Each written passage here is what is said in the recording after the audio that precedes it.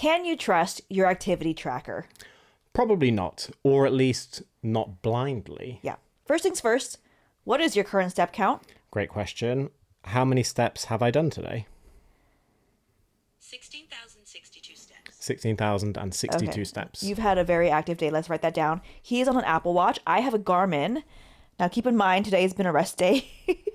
Yeah. Today's a rest day, okay? Yeah. My steps are at 2,555. Okay.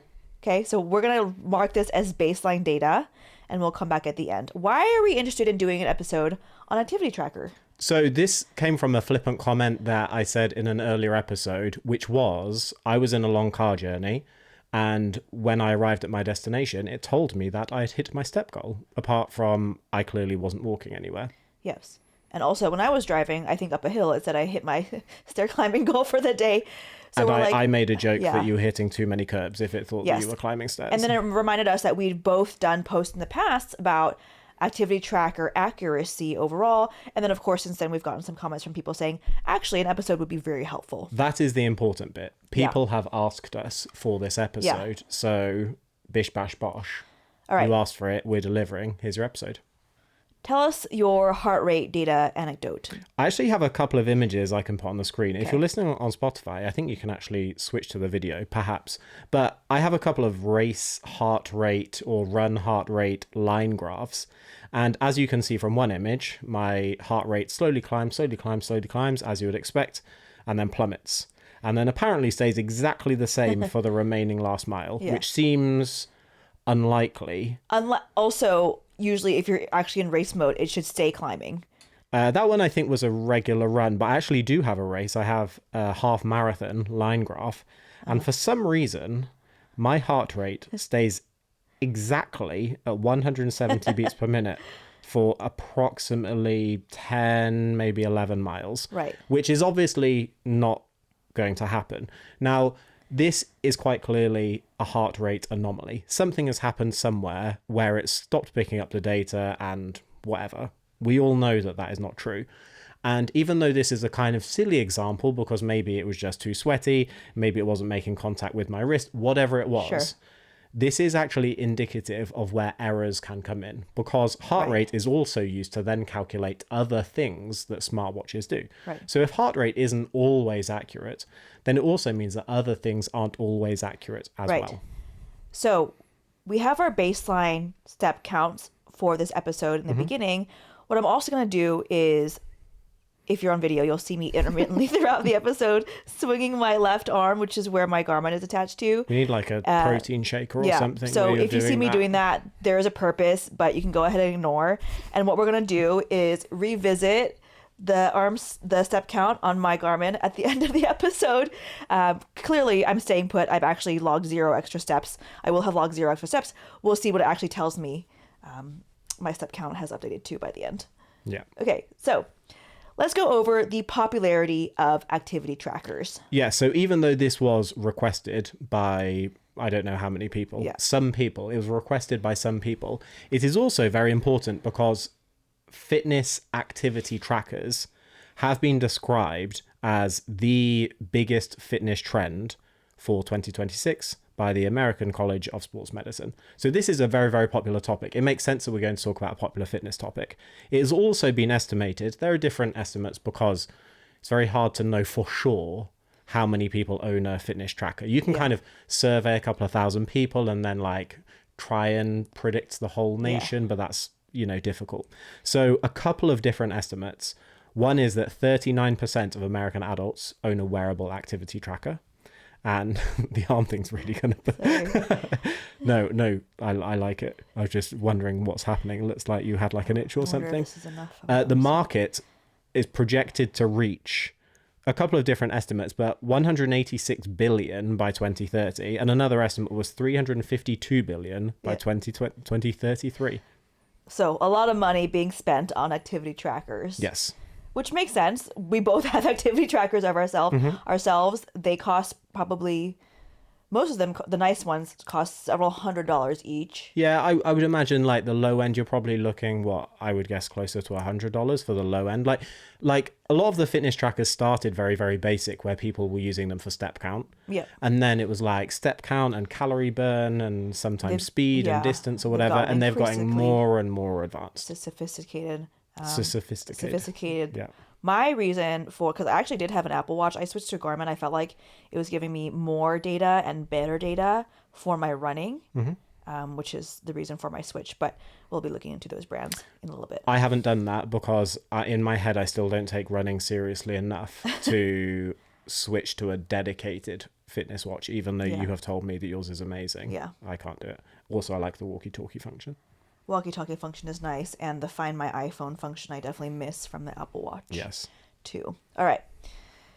Before we dive into what the research says overall, let's go into what are the pros and cons of activity trackers. Because obviously this episode is not about poo-pooing on all wearable devices. We obviously are fans of them, but it is important to understand what they're good for and what they're maybe not so great for. Yes. Okay.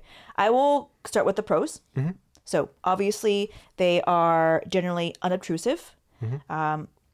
This is from a research paper. It says cost effective. Depends on obviously the brand and the model and stuff. But they're also very comfortable to wear. They don't really get in the way of your day-to-day life. So cost effective for reference, because saying that a device that costs a couple of $100s up is cost effective sounds a bit tone deaf. They will often say it's cost effective relative to so for ECG example, if you want heart rate data, Sure. getting an ECG at home, Sure. unlikely, or getting like a sophisticated sleep study, Sure. very unlikely. That's fair. Okay. So it's supposed to be Relatively cost effective relative to something. Yeah. Also, it can help generate insights into your individual health patterns. So it's helpful to see trends, for example, which you and I both, we like to discuss, like how much sleep did your device say you got last night and whatever, those things like that. I do think that, and a lot of people have told us this as well, wearing a device makes them feel more motivated to want to be more active throughout the day. So it's kind of like, okay, a device is tracking you. I'm going to get up and walk more. And you have mentioned that on a previous episode where you said it got to 5 p.m. You had only walked 500 steps all day because you had been sitting working on a laptop, etc. Seeing a number, you're like, ooh. And then you're like, oh shit, maybe I'll do a little bit more walking. Yeah. One pro that I want to add, and I've deliberately picked something that's a little bit more niche because people know that you have step counts, etc. But there is growing technology for medical purposes. Correct. So, for example, things like atrial fibrillation, collecting data on markers for Alzheimer's disease. There is new technology where it is going to pair with blood glucose readings, so people can see their blood glucose readings on their watch.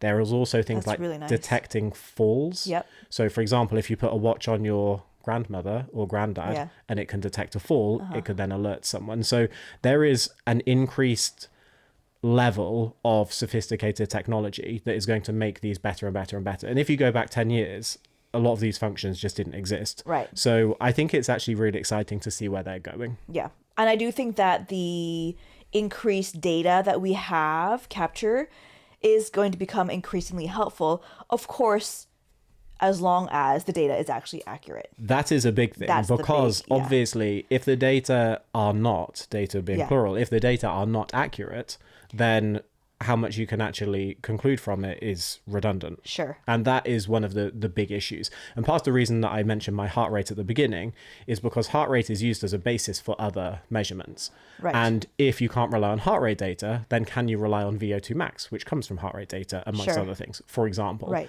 So to go over some of the cons, and these are pulled from different research cons papers. and or limitations. One research paper basically said, are these sophisticated or are they sophisticated marketing? Which I thought was a fairly aggressive title. And here are some things that they stated. So number one, are calories burned from physical activity additional to what you do, or are they inclusive? So for example, if I go for a run and my watch says you have burned 300 calories, is that 300 calorie number additional to what I would have already burned? Or if you had been at rest, basically. Yeah, or is it inclusive of how many calories I burn total? anyway. Yeah. Like your body is burning energy all the time, whether you're stationary or not. Yeah. And even though that seems like a very basic question, it said, is this even made clear to the user? So if someone has burned 300 calories, is this on top of what they are normally doing, or is this inclusive of? Yeah. A kind of basic thing to consider. Then we get a little bit more complicated. So say energy expenditure. If two people weigh the same, me and a twin both weigh the same, the measurements that it will give you for energy expenditure, if they are based on body weight, would be the same. But there are other things that will impact body composition. So for example, if one of us has more fat mass and less lean body mass, or vice versa, the number of calories that we would burn would be expected to be different. Some people burn naturally more energy than others, and it might be a couple of hundred calories per day or whatever. Yeah. But your watch can't take that into account. It doesn't know how much you weigh unless you put it in. It then doesn't know your body composition. So it's kind of coming up with calculations based on assumptions. And because it's based on assumptions, every time there is an assumption, there is room for error. Yeah. Another limitation or a con is, I'll read it off here, as VO2 max tends to be estimated based on algorithms that factor in your heart rate, as you mentioned. If an activity tracker is not good at measuring heart rate, then it's unlikely to be good at measuring VO2 max. And another example of this would be, I think, training readiness, for example, which I know Garmin... Training readiness is a big one. Yeah, training readiness is a score. At least I know that Garmin gives you a training readiness score. So if heart rate accuracy is not great, then your training readiness score is also not going to be great. Yeah, same with like, say, sleep scores or sometimes stress scores. If things like this use heart rate data, amongst other things, to spit out a number at you or a percentage or whatever, the initial data has to be accurate. Otherwise, you get inaccuracies all the way along the chain. Okay, so what are some questions or considerations about accuracy of activity trackers? So there are various things that impact the accuracy. So some common examples, say for example, the temperature or humidity. So environmental factors kind of make sense. Like if someone is sweating more, maybe that will affect conduction. Yeah. If someone has a darker skin tone, that can also affect the measurement. And a couple of research papers actually acknowledge that. There's a research paper on this that said there isn't enough research to say definitively how much skin tones will impact numbers, but it does look like darker skin tones will have different numbers than lighter skin tones. Yeah. Device placement is also a factor. Difference between placing it on your wrist versus maybe your ankle, something like that. Yes. Another one that we will probably circle back to later, but one of the things with smartwatches is, let's say, for example, there is a research study on an Apple Watch and they use the current version of the Apple Watch. If Apple release a software update and they change the algorithm behind the scenes, that would then impact the validity and the accuracy of the information that it's giving you, but you don't necessarily know that, and researchers don't necessarily know that. So for example, if we, let's say Ben and Sohi, or Sohi and Ben, I like giving my wife's name first, if we launch our own activity tracker today and we do a study on it and we say, oh, this is actually really, really accurate, you should buy it. But if we change the software behind the scenes, we can influence the accuracy of that. Sure. But every time you change something behind the scenes, in theory, you would need more research to validate that it's actually accurate. Right. That is an issue. So when you consider the need for the funding and the ethics approval and the whole publication process, which can take a long time, oftentimes it may be the case that a certain brand and model of activity tracker is like several iterations ahead by the time a certain study comes out for what was at the time a current update. This is going to be a very, very big theme, but there's a quote from here. It's not particularly long, but I just want to kind of drive this point home. So this is straight from a research paper. The pace of academic research struggles to keep up with the more agile commercial ecosystem. Primary research studies are slowed by the need to secure funding, develop validation protocols, recruit and test participants, and navigate the peer review process. While systematic reviews and meta-analyses are often out of date by the time they are published. Right. So what that means is if Apple launch a brand new watch right now, and researchers want to test it, they have to get funding, they have to They recruit yeah. people, they have to develop the study, then they have to do the testing, then they publish the data. By the time the data is published, chances are a new Apple Watch is out, which actually means that they are constantly kind of playing whack-a-mole. You're always behind. They're always the behind. Researcher's always going to be behind. And this has happened before when I've talked about research before. If I say they study these devices, people will always say, but that's an old device. Right. But that is literally how research works. Like, that's all we have so far. And in some ways, it's kind of interesting because it means that manufacturers don't have to publish their own validation research. No, they don't have to say, we've launched a new watch. We have tested it to show how accurate it is. It's for researchers to then independently test it to see whether it's accurate. To me, I think, obviously, I'm sure there's a lot of logistical barriers to why they don't do it the other way around. But in my head, it would make more sense to put the onus on the brand, the companies, to provide validation. Of course, that would provide a huge bottleneck to actually getting these things out in the market, because obviously their priority is selling devices and making profit. So I get it, but obviously for us, when it comes to accuracy, can make things a bit trickier. Yes. Question for you: How are activity trackers validated? So, I have a list of things that activity trackers measure. This is a non-exhaustive list, but I just want to throw it out there because most people aren't using the number of functions that are available. So, for example, heart rate and heart rate variability. Most people will know about heart rate. Yeah. Step count, again, very, very common. Distance, again, very, very common. It might say you have walked X number of steps per day. Energy expenditure, or the number of calories you burn per day. Most people know what that is. Blood oxygen is not across devices, but that is something that mine tells me, I think. Sleep duration and sleep stages. So not just how many hours you've been to sleep. We can both look on our watch or look on our phone and it will say like you had this many minutes of REM sleep or deep sleep or whatever. Skin temperature, respiratory rate, sound exposure. Mine, if I go to a concert, will be like, stop the bus. You are deafening yourself. Yeah. But also, interestingly, it sometimes does that if I wear it in the shower. Just the sound of the water hitting it. It's you wear your watch in the shower? I think it's waterproof or water resistant. I don't, but sometimes I do. Sometimes I do, and it will tell me that it's too loud, and I'm like, that's picking up on noise here, not noise here. No one is deaf from having a shower. Has it done it with my voice around you? No. If it was near you, it definitely would. It definitely would. You speak louder than me. By a lot, yeah. VO2 max, AFib detection, and ovulation detection. Yeah, very interesting. Which we are going to circle back to later because I like a nod to our female audience and if there's any specific research that is dedicated to females. Okay. And then for some of these metrics, how are they validated? Okay, so what we need people to understand is, let's say we launch a device and it measures step count. To know whether step count is accurate, you have to validate it against a more perfect measure. Yeah. So, for example, we could conduct a research study, or actually not us, we're the manufacturer. We don't bother doing our own research study. That's a small dig.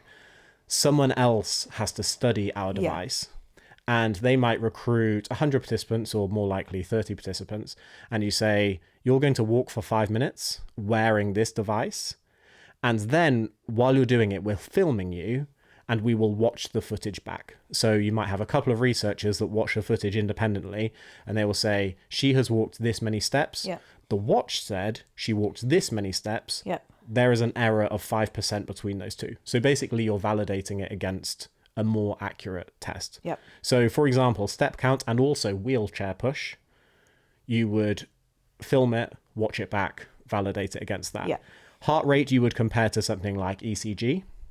Which most people know. If you went to the hospital and they were monitoring your heart rate, they wouldn't put an activity tracker on you. They would put electrodes on your chest. Yeah. Also, sometimes they will use a chest strap, which is a more commercially available device. Yep.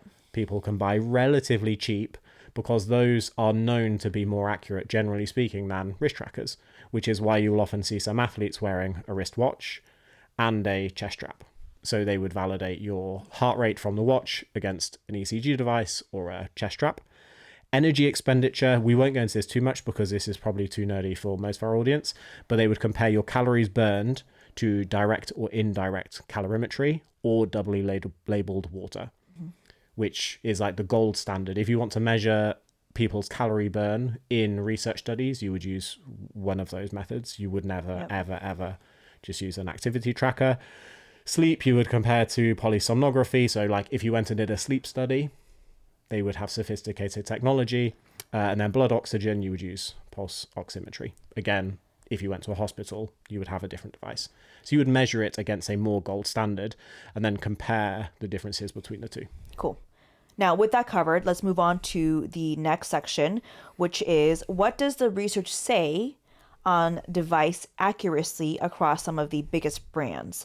Now, let's go over the research that gives us a overview of everything, and then we can break it down by brand. Okay, so I have kind of cherry-picked, and I've cherry-picked for a slightly obscure reason. I've talked about this study before, and the reason I've talked about this study before is because back in the infographic days, I liked 2017 era-ish. I literally liked the image. Yeah. But it's because it's easier to teach some people things if they have a visual. Sure. So there's a research study from 2017. I love the image. A lot of the research studies, the validation studies, started a few years earlier than this. Yeah. But in 2017, there was a study that tested various devices. Brands including Apple, Fitbit, Microsoft, and Samsung, which already, like Microsoft... You're like, oh, Microsoft had an activity tracker? It is redundant, yeah. Times have evolved, obviously. Yeah. And the reason that I like the image is because if you look at this, you will see that they are testing different activities. Yeah. And the reason why this is important to set the tone for the episode is because if you're measuring, say, heart rate, if we have 20 participants in our research study, we don't just say, go for a walk and we'll measure your heart rate. You would also say, go for a cycle and measure your heart rate. Right. Go for a run or a jog or whatever, and you do different activities. And the reason you need to understand this is because sometimes the activity changes the accuracy. Correct. So if we say that this device has a 5% margin of error on heart rate, it's actually not that. You're like, for what? Right. So sometimes it's like you have a 5% error when you're resting, but you might have a 10% error when you're walking or a 15% error when you're running. So this kind of breaks it down by different activities rather than just heart rate, step count, etc. Not to mention, which we'll get into more later as well, it's not only about the activity you're doing, but also things like intensity, speed, things like that, which will then incline for walking, things like that. If you're looking on video, the picture will kind of paint 1,000 words, but I will describe this for people who are listening to audio only.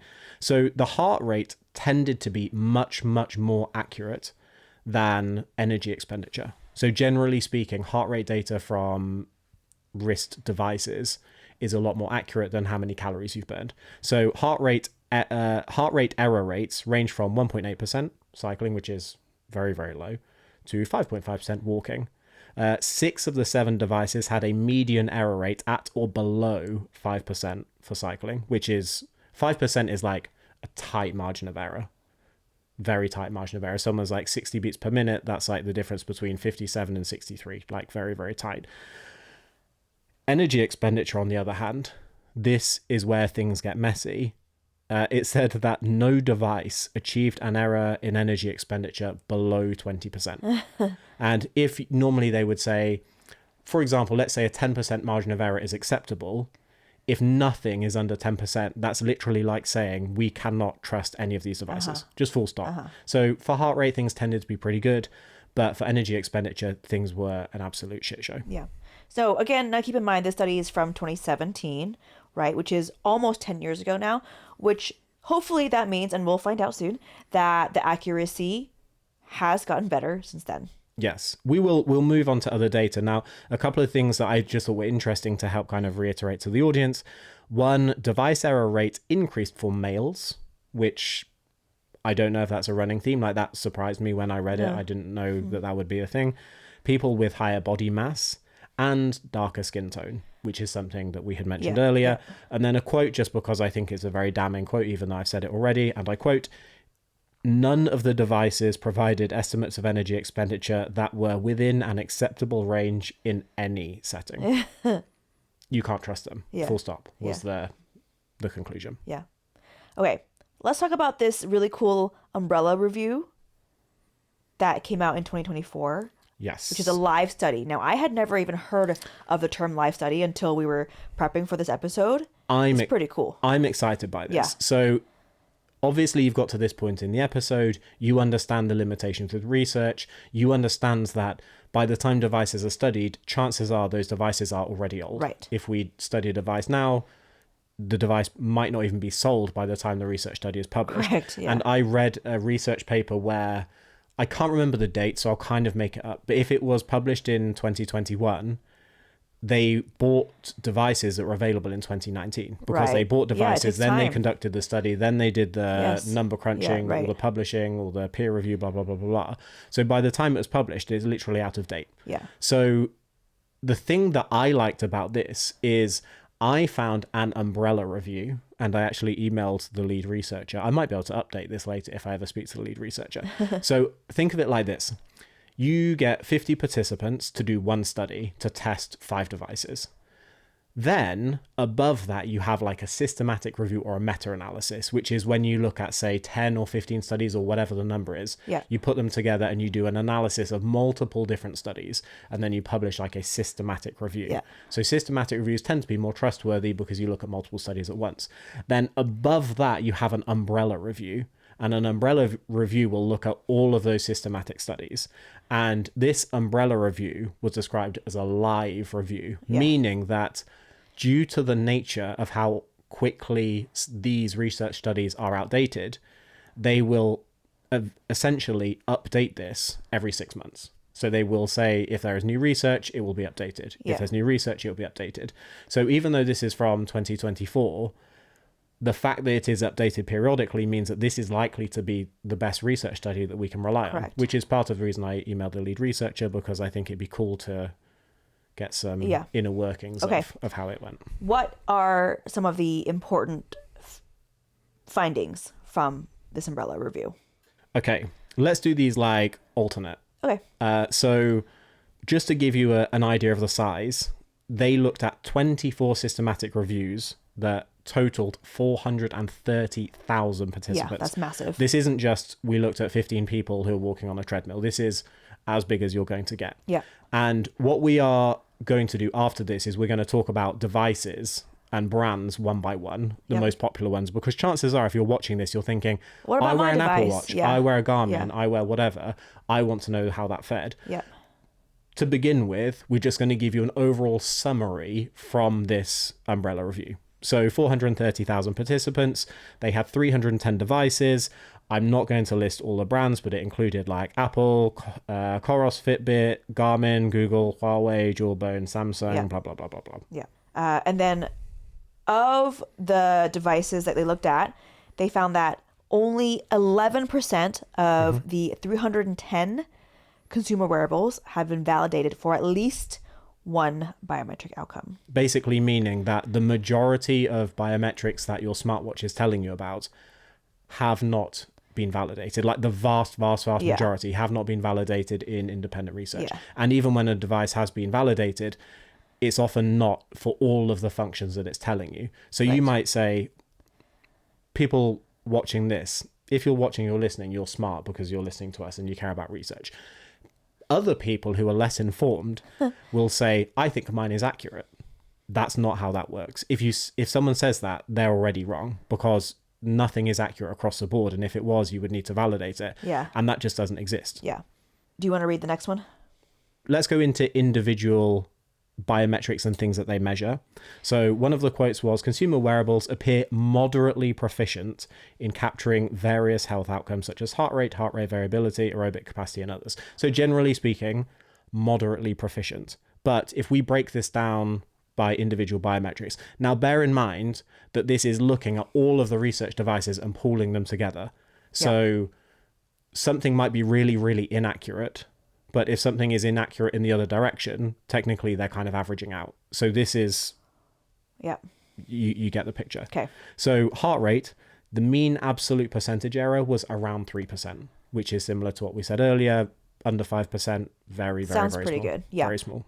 Step count, mean average percentage error ranged from -9% to +12%. So quite a bit more variability there. But you've got to keep in mind that that is actually testing it where you're only walking. if you are sitting and moving around and fidgeting, Yeah. sometimes it can erroneously pick up on steps. So in like a free living situation, it is very, very common for devices to then get errors. Hence, sometimes it thinking that we have walked when we've been in the car, Right. for example. Right. So I think it's not surprising that step count is less precise than heart rate. VO2 max overestimates by 15% during resting tests and 10% during exercise tests, Yes. which I believe because my Garmin, when I was at the peak of my marathon training and everything, told me my VO2 max was like 52. But when I compare it to friends of mine who have actually gotten a proper VO2 max test in a lab setting, and I know they're faster than me, their VO2 max readings have been lower than mine. And I'm like, okay, so I think it's overestimating. I'm going to do the next couple because they're related. Yep. Total sleep time overestimated by more than 10%. If it says that you slept for 8 hours, there might be a 10% discrepancy there.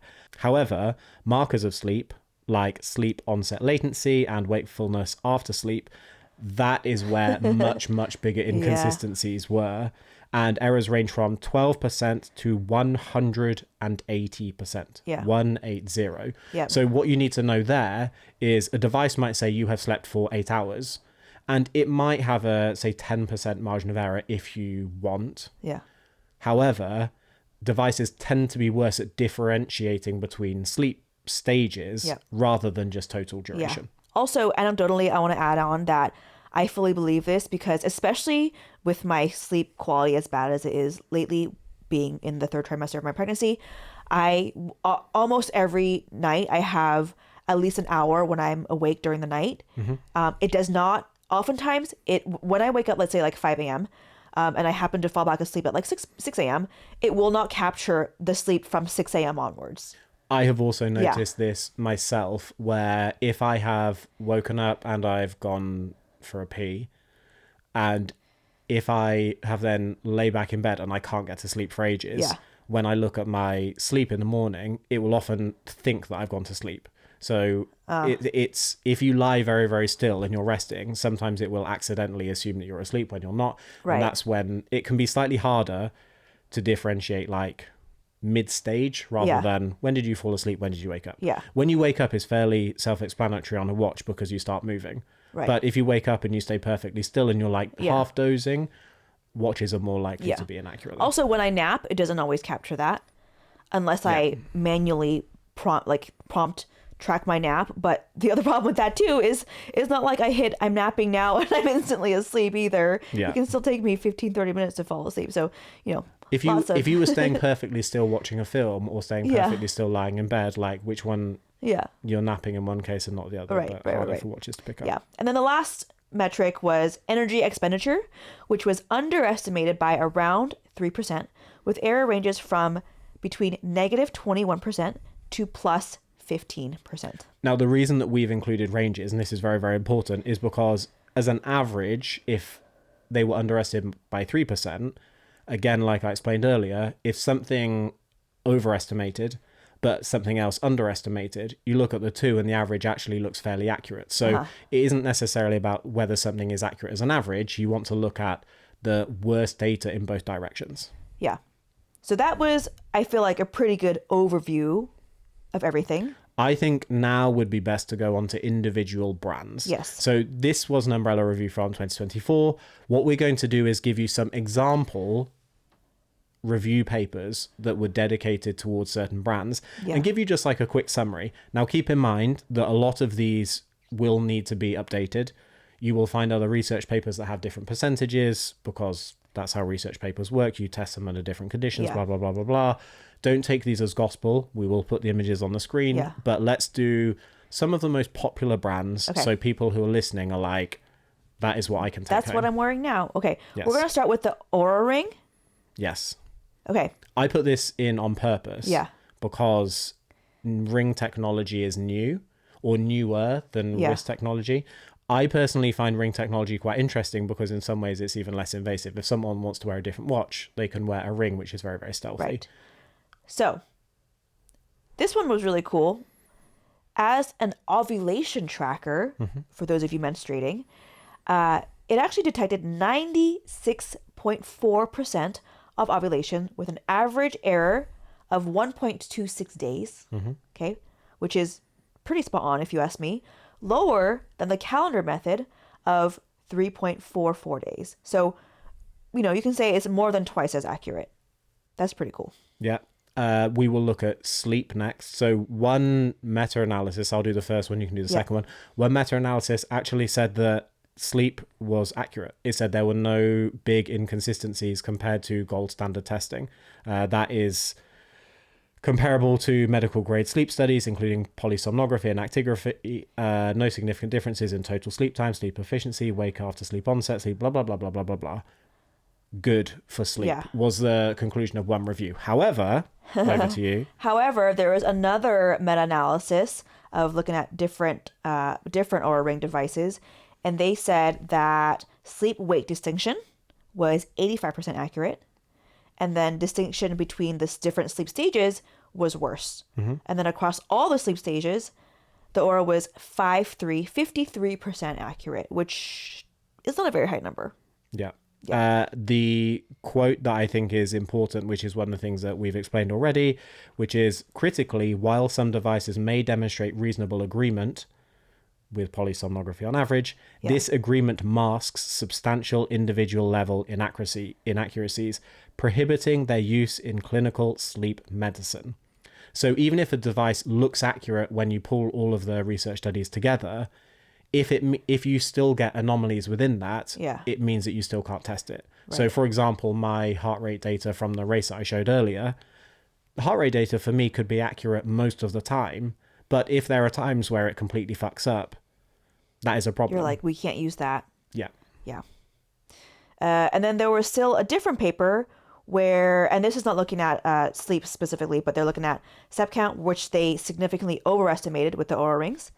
And then they also underestimated energy expenditure. And as the exercise intensity increased, so did the discrepancy. So did the margin of error. Which was actually like the opposite of what we talked about earlier. So the faster you go, the less accurate your Oura Ring is. So basically apparently, what I'm picking up from this is what we can say from Oura Ring is fantastic at tracking ovulation. Everything else is like, Yeah. That was my impression of the research. Yeah. I don't want to make any brands mad, because I know that brands sometimes get a little bit trigger happy with we're only reporting what the data says. That's it. Okay. We're gonna be unbiased on this. We're not gonna give our own opinions. Okay. Next brand is Fitbit. Okay. You can go ahead. So Fitbit tends to underestimate heart rate, energy expenditure, and step count. Heart rate by around 3 beats per minute. This was a very even 3-3-3 study. Yeah. I actually had to read it several times just to make sure this was correct because it seemed odd. So heart rate by around 3 beats per minute. The step count was 3 steps per minute. Yeah. Which doesn't sound like a lot. But it adds up. So over the course of an hour, that might be closer to a couple of hundred, which that's bigger than 3 steps per minute sounds. And then over the course of a day, a week, a month, obviously the difference compounds. As far as energy expenditure, we again have the number 3, underestimated by around 3 calories per minute. So you're like, oh, that's not very much. However, the example that the authors used was depending on your body size, your walking speed, and so on and so forth. For 1 hour, that could be the difference between 280 calories burned versus 420 calories burned. Which is much bigger. Yeah. So even if these research papers say that on average they tended to be good, if you actually look at everyone's individual data, there'll be people right at the higher end and then people right at the lower end. And it's possible that you'll be one of those. So your friend, it might tell them very accurately, but it doesn't necessarily mean that it tells you accurately, which is why when people say this device is accurate, a study might say the device is accurate, but it doesn't always mean that it's accurate for all people. It tends to mean that when they look at the average and they pull it together, it was accurate as an average. Okay. Now we're moving on to Garmin, which again is what I'm wearing. So I'm interested in this data. Yeah, so this was a Garmin specific review paper that, depending on which website you looked at, was published in 2020 or 2021, which means that by now it's going to be outdated, but this is let's go off this is what you're going to get. So heart rate exceeded 5% error rate at rest, but got worse with higher intensities. In 95% of cases, the values fell between minus 27 and 33 beats per minute of the ECG, which... That's a lot. There's a lot. Huge variability. If someone's heart rate was 160 beats per minute on an ECG, and the Garmin was saying 27 under that, that's big. Actually, that makes sense, because I was telling you yesterday when I was doing a brisk incline walk on the treadmill, which is not, I'm not doing a speed run. I'm not pushing super hard. My Garmin said my heart rate was at over 180 beats per minute, but it felt more like 130, 140 at the time based on my effort. So I was like, I know that's off by a lot. Okay. And then the interesting thing here, now keep in mind that not all exercise is the same and not all walking is Correct. the same. Yeah. So just because something is accurate when it comes to cycling doesn't mean that it's accurate when it comes to walking. Right. And if it comes to walking, doesn't mean it's accurate for all walking. So let's say 0 to 5 step difference over 5 minutes. Of walking. We're doing steps now. I'm fast forwarding. Yeah, it's okay. Covering steps, yeah. Steps, 0 to 5 steps difference over the course of 5 minutes, which is small. It sounds very, very small. Yeah. However, that changed to 16 steps when people were carrying bags and 37 steps when pushing a stroller. And I wonder if that has to do with the difference in what your arm is doing. Yes. Obviously... Well, I say yes very confidently. Like, in my head, yes. Your hand is on the stroller. It's not swinging naturally like you would when you're walking. Therefore, it's hard to maybe pick up when you do take a step. And I think that's actually a great thing for people to remember, because if it is measuring your step count based on your arm activity, in theory, what that means is running technique would make a difference. Yeah. If the amount your arm swings is registering as steps, you could change the step count just by how vigorously you're moving your arm. And I actually noticed this if I run on a treadmill. My watch will often, even though they're supposed to sync, like it syncs to my running app, this can sync to my treadmill, blah, blah, blah, blah. My running watch will often underassume or undermeasure how far I have run. Interesting. Yeah. Also, very niche example. Imagine if you have like a broken arm. I actually thought that. I did think and then that. So obviously your arm is stationary like this while you're walking. I need someone who's broken their arm but worn an activity tracker to chime in and on say, that arm, on that same side arm. Yeah. Who knows? Speed, if you're someone that's running, they measured this out as if you're running on a track, and it had again like decent agreement from 0.84 to 0.99 while running at different speeds on a track. People know this when they race, because you often have like have like chip time and then you'll have your watch time. So how many people finish a race, they look down and they're like, oh, it's not actually quite right. And people will often say, well, it's when you're racing, like depends on the line that you take in the race, but it also depends on how accurate the device is. Yeah, right. And then last one for Garmin was energy expenditure, which, oh man, okay. Errors range from low to substantial across multiple activities. In most cases, the mean average percentage error was deemed unacceptable. So this is a running theme. Like, generally speaking, when I have talked about watches not being reliable, calorie burn is the thing that I talk about. But the reason I talk about that is because calorie burn is often the thing that people rely on. They're like, oh, I burned 3,000 calories today. Or actually, more likely is I went to the gym and I burned 400 calories today. Yeah. I don't trust calorie expenditures from watches, regardless of device. And also, I will say, as a coach who has in the past, especially quite heavily worked with clients like with macro tracking and things like that, I've actually never once asked them, what is the calorie burn according to your activity tracker, ever. I do not rely on that because of reasons like this. And so I find that a lot of times the activity trackers grossly overestimate how many calories you burn. For example, not that this is not included in here. I once was on a treadmill for an hour and it told me I burned 2,000 calories.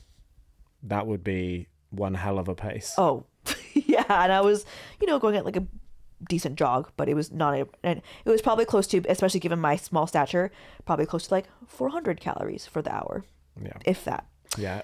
So that's a very common one, because a lot of people will say, like, especially on a treadmill, which I know is a little bit different, but it's very common for people to say, I went to the gym and I burned this many calories. Right, you're like, and I have seen people who have said, I burned 1,000 calories earlier in the gym. Yeah. And you're like, you honestly very, very, very, very, very probably haven't. Yeah. Even close to that. Correct. Okay. Last one, and we left this for last because it's actually the #1 most popular brand, which is... I think it is. according to a paper, yeah. Apple devices. And the other reason I left this to last is because this is actually the newest research paper. Yep. So this particular paper is from earlier this year, literally a couple of months old. And that means that it's newer than the umbrella review that has been updated elsewhere. Yeah. So I think it makes sense to do the newest one. Which is pretty cool. Newest one last. Okay. So this paper looked at 14 different health metrics from all the Apple Watch models. Mm-hmm. From Series 9 to Ultra 2. Yes. Okay. Heart rate was the most frequently validated metric. Yeah. And that's important to know because if a device has, I don't even know how many functions that this has, but if it has 10 or if it has 12, they might validate 1 or 2 or 3 most commonly, and then some others tend to be neglected. Okay. Let's dive in. Heart rate.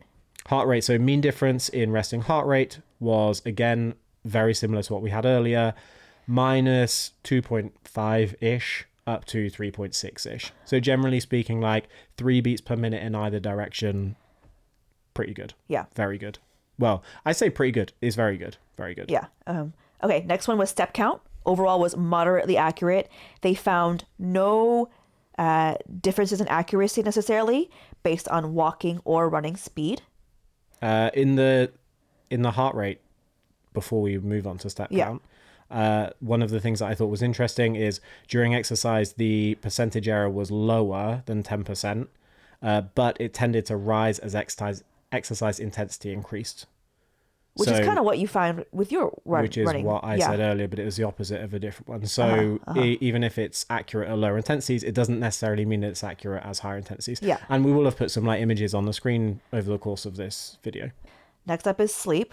So just like we have seen before, there tended to be good differentiation between being asleep and being awake. However, poor differentiation between physiologically similar sleep stages. So my watch might be pretty good at telling me when I fell asleep and when I woke up, but much less reliable at differentiating when I was going through different stages of the sleep cycle. Yep. And then the last metric we'll cover for Apple Watch is energy expenditure, which they found margins of error were quite large, both during exercise and at rest. So similar to the Garmin. And then the mean absolute percentage error reported values over 20% in at least one exercise condition. Yeah, so it might be more accurate if you are cycling, for example. I'm making that up. I'm not reading it from the paper. Yeah. But then walking or running or lifting weights or whatever, there can be different margins of error, but they were over 20% at least one exercise condition. Yeah. So once again, energy expenditure, very, very, very hard to trust your watch. Yeah. Last thing we'll say about energy expenditure for Apple Watch was that the mean absolute percentage error ranged from 9.71% during running, which is around 10%, to... This is painful. Walking was 152%. Yes. I actually had to check that Yeah. twice. After I made notes, I had to go back because I thought I had misread it. Yeah. That is quite a big discrepancy. That is quite inaccurate by a lot. Yeah. So basically, we have a wide range of error rates depending on the brand, the device, and the metric that you're looking at. That's kind of the TLDR. Yeah. Out of interest, how many steps does your watch say? Yes. Okay. So I've been intermittently, I don't know, this is not considered an arm swing, but I've been intermittently shuffling. So at the beginning of the episode, 50 minutes ago, or whatever, you had apparently done 2,555 steps. It is now saying 3,171. Oh, Jesus. Obviously, I've not taken a single step. So what is that, like?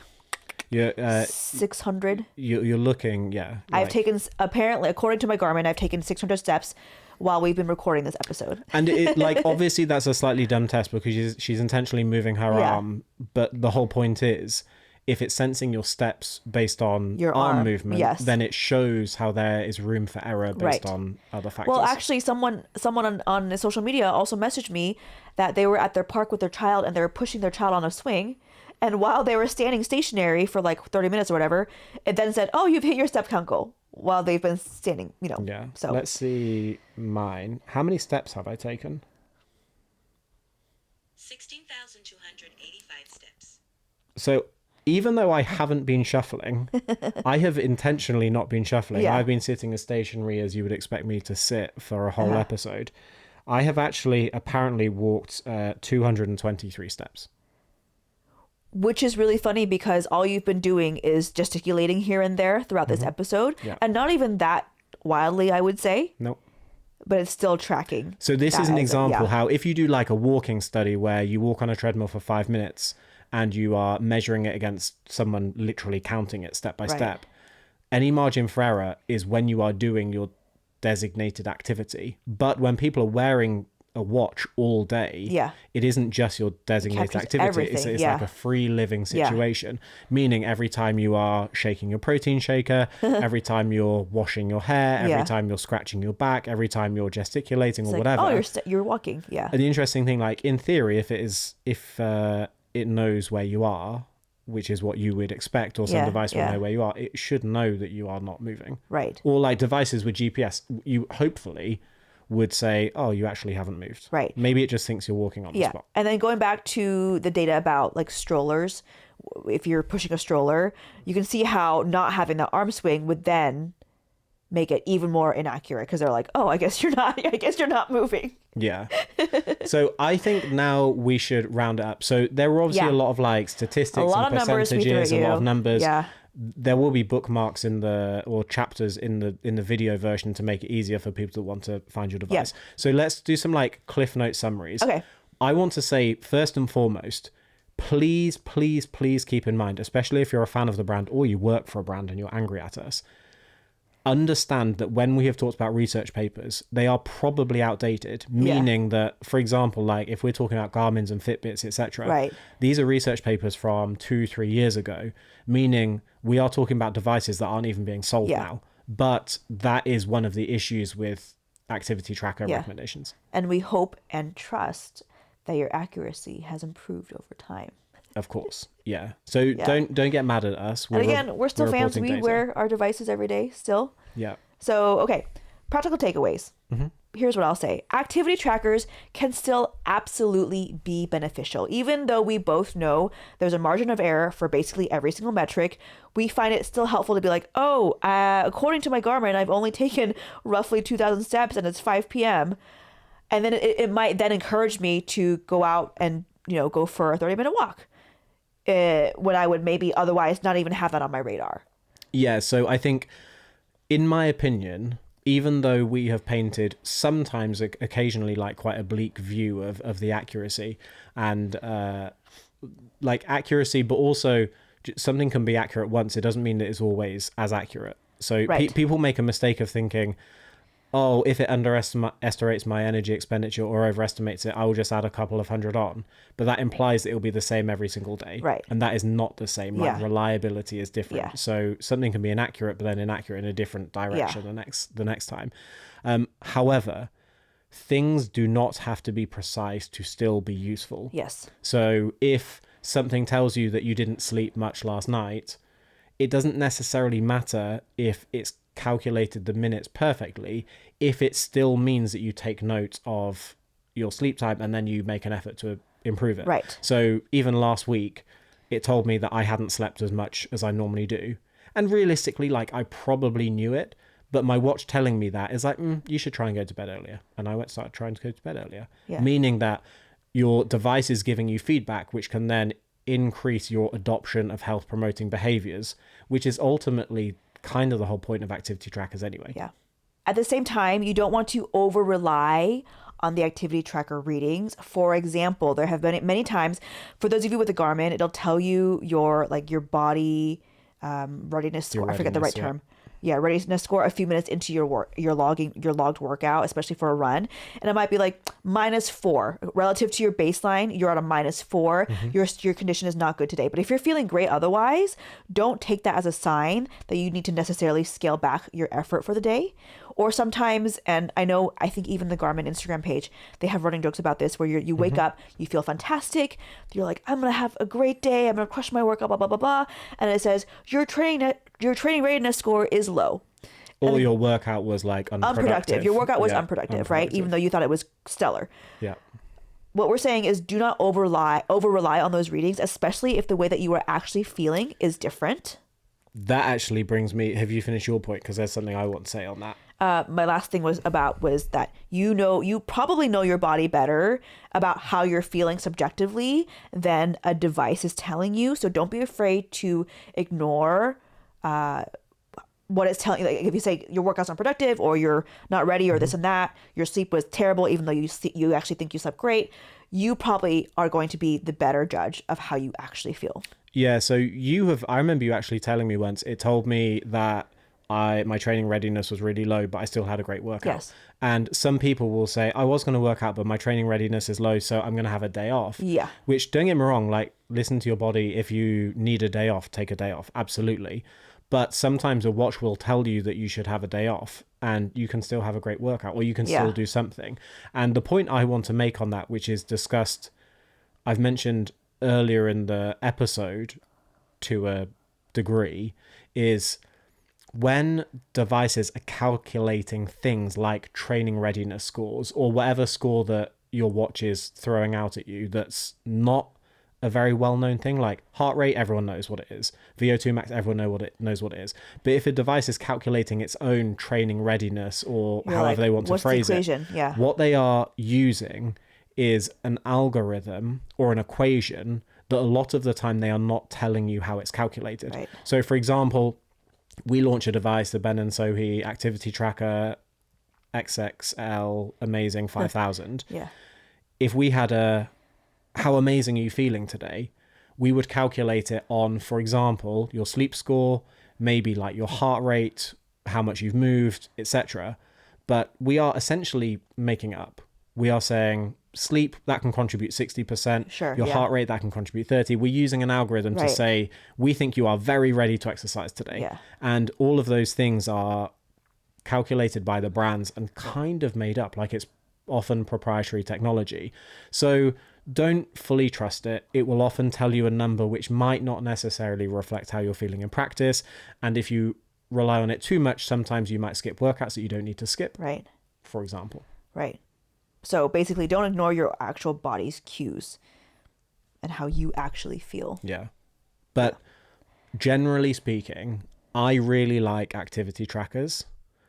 I like that they can increase adoption of health promoting behaviors. I like that even with kids and adolescents, they can encourage people to walk more and move more. Yep. If it tells you that you haven't been more active, if it means that you'll be more active, I think it's great. I think it can be great with the development of technology which can be used in a medical setting. I think that's really, really exciting. But don't get too caught up on the numbers. And if you are getting too caught up on the numbers, maybe take a step back. We have a mutual friend, I don't even need to say their name, that's not important, who I remember making posts saying, I stopped using activity trackers and I felt like it was better for my brain. Which is valid, analysing the numbers too much, getting too obsessive about step count and minutes spent doing whatever. Right. So I feel like it's really helpful to give you ballpark data, and also helps identify maybe trends in your activity level and the different metrics that it measures. I think it's the same with a lot of things that measure you. Like if you get something that measures your body fat percentage, it's not likely to be fully accurate. It doesn't necessarily mean that it's useful. Yeah. And that's okay. Yeah. As long as you know that it might not be 100% accurate and you don't get too caught up in it, great. Yeah. Just make sure that you are using them for positive reasons. Yep. And if you have any other devices or questions or something, feel free to ask us, because we cannot answer if you say, well, I use this, is there any research on this or whatever? We can answer. We just tried to pick some common brands to give you an example of some of the research out there. Yes. Good. So we are still fans, but there are limitations. Done. That's a good conclusion. Easy. Love it. Okay. Bye. See you next time. High five.